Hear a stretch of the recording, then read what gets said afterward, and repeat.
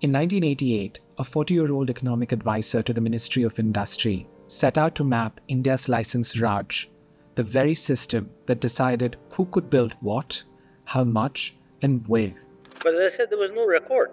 He asked to sit in on the meetings of the licensing committees and observed how decisions were made.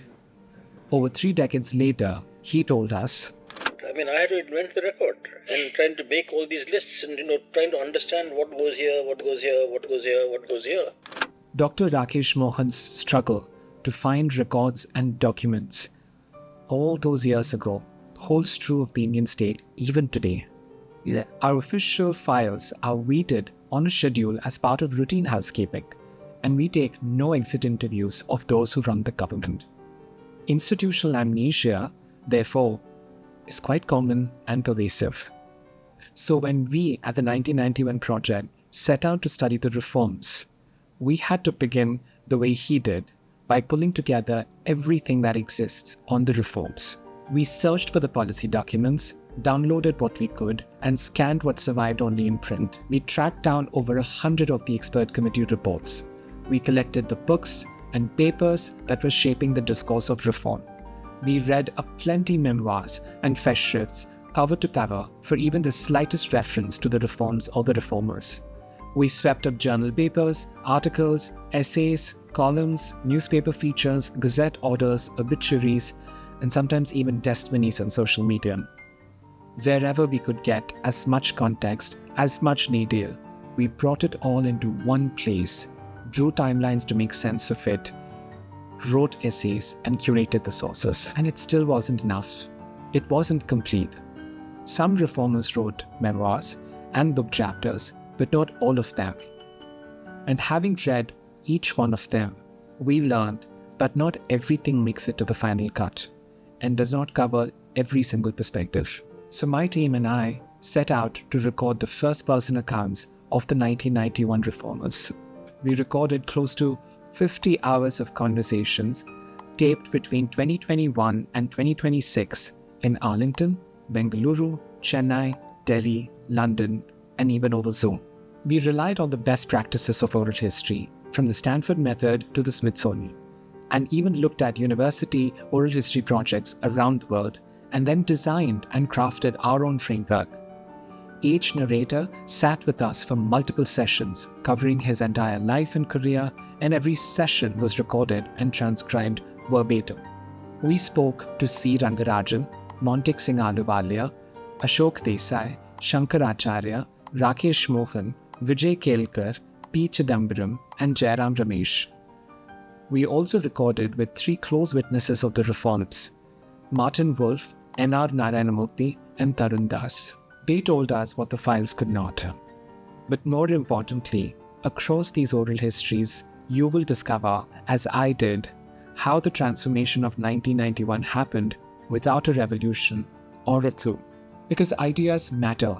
The convictions behind the reforms were formed decades earlier in lives lived inside a scarcity economy, in the economics departments that trained the reformers, on World Bank missions abroad, and in watching the world change while India did not. Through the 70s and 80s, these reformers wrote what they knew in white papers, memos, policy blueprints, committee reports, and even faxes. These were all at first set aside, because acting on those ideas and turning them into structural reform needs people with conviction to see the transformation through. People who keep an eye on the long-term gain, find ways to smooth over the short-term losses, build consensus, and make the change palatable. Through the oral histories, we recognized that individuals also matter. The part that thrilled me the most is how far back the incubation of the reformers and their ideas go. They were brought into the government young and mentored by the generation preceding them. Dr. Manmohan Singh, who led the team in 1991, had himself recruited several of them into the government years before. Every reformer told us who advised them, who mentored them, who opened up a pathway for them, and the camaraderie and mutual respect they held for each other. And then at the peak of the 1991 crisis, all their preparation and efforts paid off. One by one, the white papers, the memos, the blueprints came off the shelves and turned into actual policy. Montek Singh Ahluwalia's M document, which had leaked in 1990 and been shelved, laid the path of the reforms the Rao government would pursue. Dr. Rakesh Mohan's mapping of the license Raj showed the government where the rot lay and how to dismantle it. And one step at a time, Dr. Rangarajan steadily moved the rupee from a value the government fixed to a value the market discovered.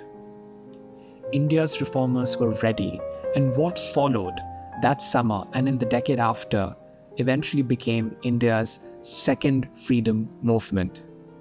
That is the story this archive holds. I built this oral histories archive from the ground up with the help of colleagues I'm very lucky to have and with fantastic partners and collaborators. But this credible archive belongs to all of us because the 1991 moment is our shared heritage. To access the audio recordings and transcripts, please email us at indiaprogram@mercatus.gmu.edu. Use them in your research, and when you do, cite the session you draw from. Every session has been dated, every speaker identified, and each session comes with its own recommended citation format. I hope the 1991 oral histories and the archive inspire you to develop a new line of inquiry. Do write to us with what you find and learn, but also when you find something wrong.